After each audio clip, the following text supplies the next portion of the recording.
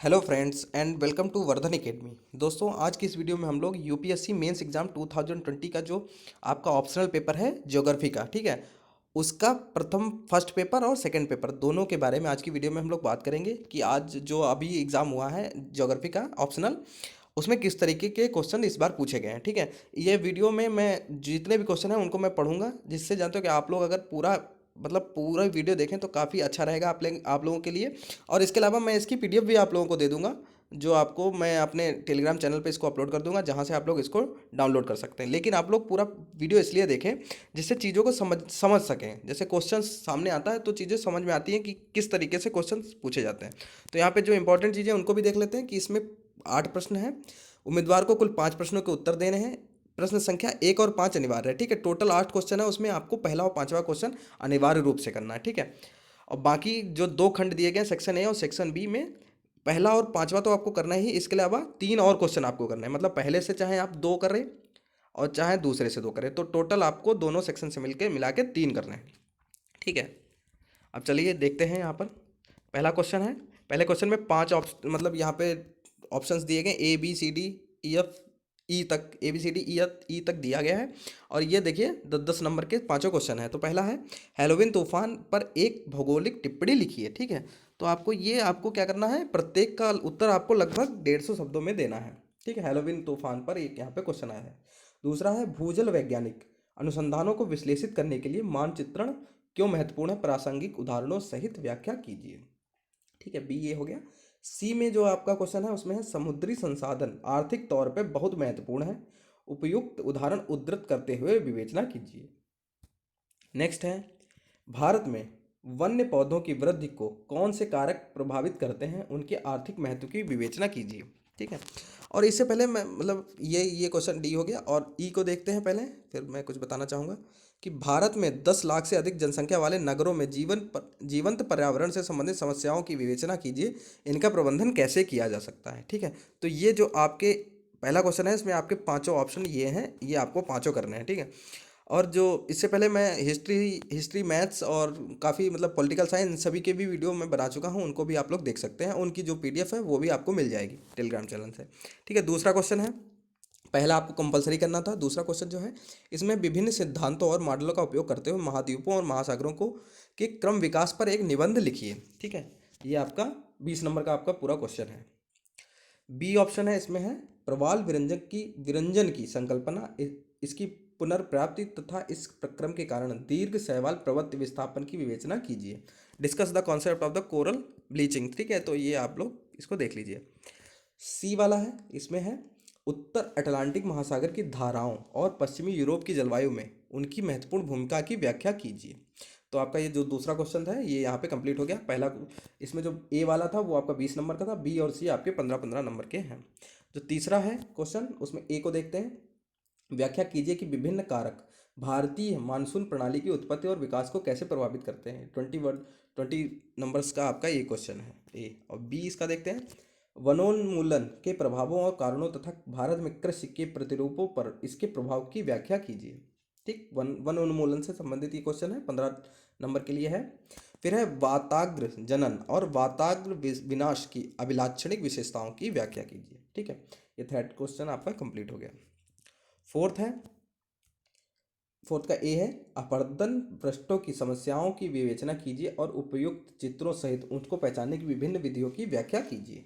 ठीक है, नेक्स्ट है बी, विश्व के अर्ध शुष्क प्रदेशों में भू उपयोग, भू आच्छादन और मृदा प्रकार चारे की मात्रा और गुणवत्ता को प्रभावित करते हैं, प्रासंगिक उदाहरणों के साथ विवेचना कीजिए। ठीक है, सी ऑप्शन इसमें है, भारत में संकटों और आपदाओं के प्रति मानव अनुक्रिया एवं प्रबंधन की विवेचना कीजिए। ये ठीक है, पहला आपका 20 नंबर का है, बाकी दोनों 15-15 नंबर। अब ये सेक्शन बी है, तो सेक्शन बी में जो पहला क्वेश्चन है, पांचवा क्वेश्चन है, वो आपको कंपलसरी करना है। ये पहले ही मैंने बता दिया था। ठीक है, इसमें भी जो सारे पांचों हैं, पांचों ऑप्शन हैं, उनको 150 शब्दों में करना है। इसमें जो ए ऑप्शन है उसमें करना है, जनसंख्या वृद्धि के संदर्भ में भारत की खाद्य सुरक्षा का विश्लेषण कीजिए। नेक्स्ट है, ऊर्जा संकट के कारणों और प्रभावों को पहचानिए तथा इस समस्या के समाधान हेतु उपयुक्त उपाय सुझाइए। सी है, गतिशीलता और प्रवसन के बीच भेद कीजिए, भारत में गांवों से नगरों की ओर होने वाले प्रवसन के कारण और परिणाम क्या है। डी है जहां आर्थिक वृद्धि लंबी कालावधि तक बनी रहती है, वहां इसका प्रभाव स्थानिक अर्थव्यवस्था के एक क्रमिक एकीकरण के लिए कार्य करता है, सो स्पष्ट कीजिए।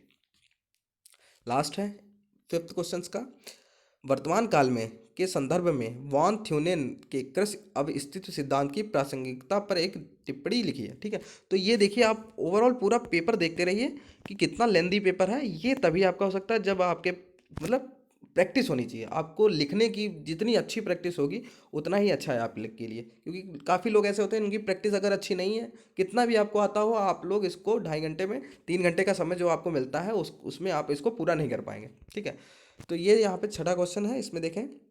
पहला है जनसंख्या वृद्धि, संसाधन उपयोग और पर्यावरणीय प्रभाव के संदर्भ में माल्थसवाद और नव माल्थसवाद के परिप्रेक्ष्यों की तुलना और उनमें भेद कीजिए। बी है भूमि अवनयन उत्पादकता और संपोषणीय संसाधन प्रबंधन के लिए खतरा है, भारत से उपयुक्त उपयुक्त उदाहरण लेते हुए व्याख्या कीजिए। सी है आधुनिक विश्व में अधिकतर सरहदें परिसीमाओं से प्रतिस्थापित कर दी गई हैं, कारणों की व्याख्या कीजिए।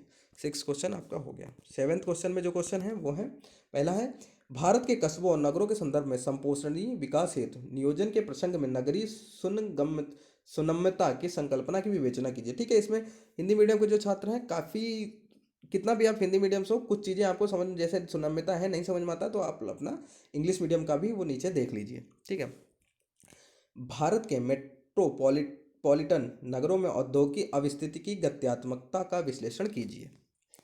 लास्ट है 7th का, संतुलित मानव विकास के संदर्भ में भारत में लिंग साम्य और समानता पर एक निबंध लिखिए। तो ये 7th क्वेश्चन हो गया। और लास्ट क्वेश्चन है, उसके तीनों पार्ट ये है। विवेचना कीजिए कि विश्व युद्धों के पश्चात मैकिंडर ने अपनी धुराध क्षेत्र की संकल्पना को कैसे और क्यों संशोधित किया। ठीक है, बी है जननता ह्रास और सामाजिक आर्थिक विकास के संदर्भ में विश्व जनसंख्या संक्रमण का एक विवरण प्रस्तुत कीजिए। और जो लास्ट है आपका क्वेश्चन वो है मानव पारिस्थितिकी लोगों और उनके पर्यावरण प्राकृतिक एवं सामाजिक दोनों के पारस्परिक संबंध का अध्ययन है, पारिस्थितिक संकल्पनाओं का उपयोग करते हुए सविस्तार विवेचना कीजिए। ठीक है, तो इस तरीके के जो फर्स्ट पेपर है वो कंप्लीट हो गया है और हम लोगों ने देख लिया कि किस तरीके के इसमें क्वेश्चंस पूछे गए। अब हम लोग देखेंगे सेकंड पेपर किस तरीके से इसमें पूछा गया है। ये देखिए, ये सेकंड पेपर है, इसका भी जो पीडीएफ है वो मैं टेलीग्राम पे अपलोड कर दूंगा, वहाँ से आप लोग इसको डाउनलोड कर सकते हैं। ठीक है, तो इसमें जो पहला क्वेश्चन है, इसमें भी पहला और पांचवा जो क्वेश्चन है वो आपको कंपलसरी करना है। तो इसमें जो पहला क्वेश्चन है उसमें दिए गए, आपको दिए गए भारत के रेखा मानचित्र पर निम्नलिखित सभी की स्थिति को अंकित कीजिए। ठीक है, तो यहाँ पे ये देखिए वधावन, पहला है वधावन, दूसरा है सलखन, फिर है कुर्ग, और फोर्थ है महू, फिफ्थ है उमरोई, सिक्स है तुतुकुड़ी, और सातवां है बारगढ़, आठवां है अटल सुरंग, नवां है गुरशिखर, और 10th है मतलब 10वां है बुमला। ठीक है, तो इन सभी को आपको मानचित्र पे इनकी स्थिति को अंकित करना है। ठीक है, और इनके पारिस्थितिक प्रत्येक का भौतिक वाणिज्यिक आर्थिक पारिस्थितिक पर्यावरणीय सांस्कृतिक महत्व अधिकतम 30 शब्दों में लिखिए। तो 30 शब्दों में अधिकतम आपको इनके सबके लिखने हैं। ये देखिए आपका दिया गया है मानचित्र। नेक्स्ट क्वेश्चन है, ठीक है, फर्स्ट का जो बी है उसमें देखिए, जलवायु परिवर्तन ने ऋतुओं की लय को अस्थिर कर दिया है, उदाहरणों एवं अनुभाविक लक्ष्यों सहित टिप्पणी कीजिए। ठीक है, फर्स्ट का जो सी है वो है ग्रामीण भारत में प्रदूषण घटाने के लिए फसल अवशेष प्रबंधन की विधियों की विवेचना कीजिए। ठीक है, भारत इंडियन ज्योग्राफी से संबंधित पूरा पेपर है ये। इसमें देखिए डी है जम्मू एवं कश्मीर के लोगों की प्रादेशिक आकांक्षाएं क्या राज्य के पुनर्गठन के माध्यम से पूरी हो पाई हैं, मूल्यांकन कीजिए। तो जम्मू कश्मीर का जो अभी पुनर्गठन हुआ है उसके हिसाब से यहाँ पे क्वेश्चन पूछा गया।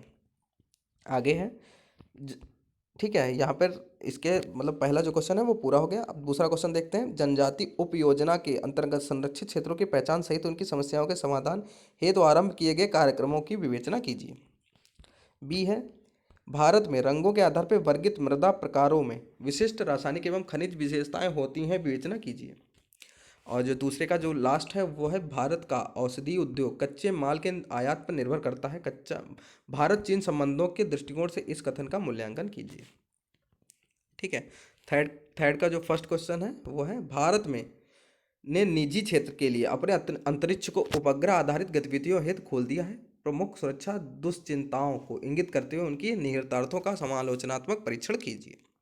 20 नंबर के लिए ये क्वेश्चन पूछा गया है, काफ़ी लेंदी पेपर है। ठीक है, तो प्रैक्टिस तो आपको इसकी काफ़ी करनी पड़ेगी अगर आप लोग इसकी तैयारी कर रहे हैं। ठीक है, बी है, उसमें है भारत के तिलहन उत्पादक क्षेत्रों की पहचान कीजिए, साथ ही खाद्य तेल उद्योग को प्रोत्साहित करने वाले उपायों की विवेचना कीजिए।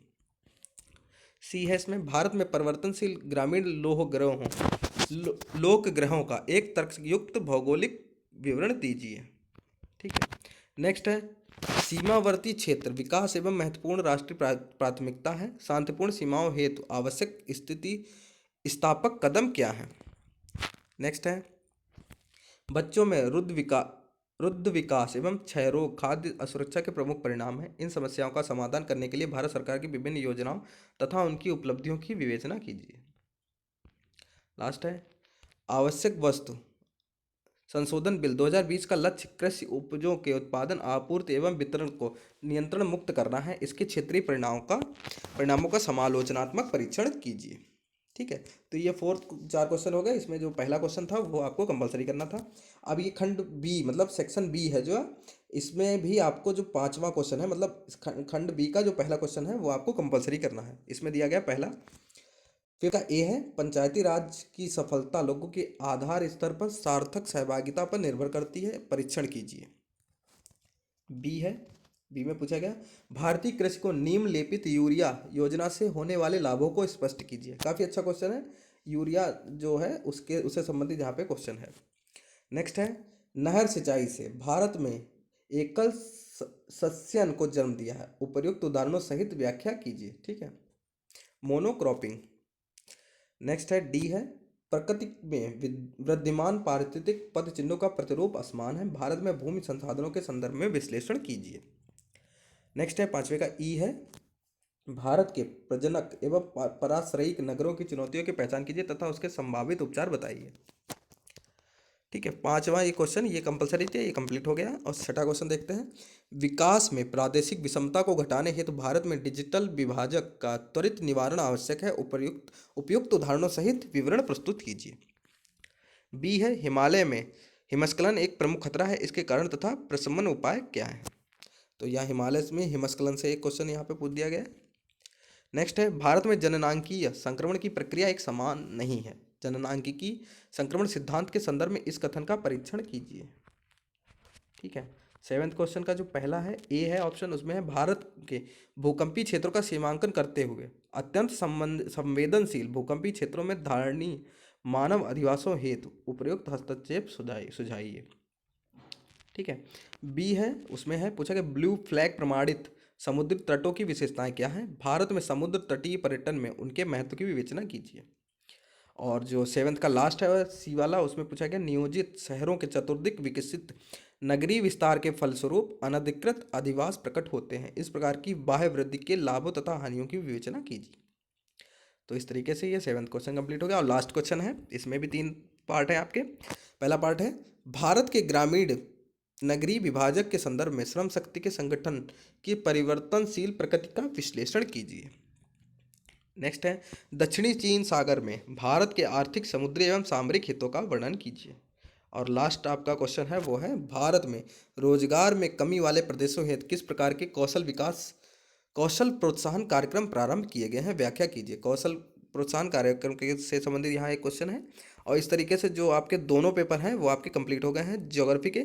इसके बाद मैं अन्य जितने भी पेपर हैं कोशिश करूंगा उनको भी मैं अपने चैनल पे अपलोड करूंगा, जैसे फिजिक्स का है, साइकोलॉजी है, एग्रीकल्चर है, केमिस्ट्री, इकोनॉमी, हिंदी लिटरेचर, जितने भी मुझको मिल जाएंगे, पब्लिक एडमिनिस्ट्रेटर है, तो कोशिश करूंगा कि सारे पेपर्स को मैं अपने चैनल पर अपलोड कर दूँ। और उनकी जो PDF है वो मैं टेलीग्राम मतलब टेलीग्राम चैनल पर भी अपलोड कर दूँ, जहाँ से आप लोग उसको प्राप्त कर सकें। तो दोस्तों आज की वीडियो देखने के लिए धन्यवाद, मिलते हैं अपनी नेक्स्ट वीडियो में, तब तक के लिए नमस्कार।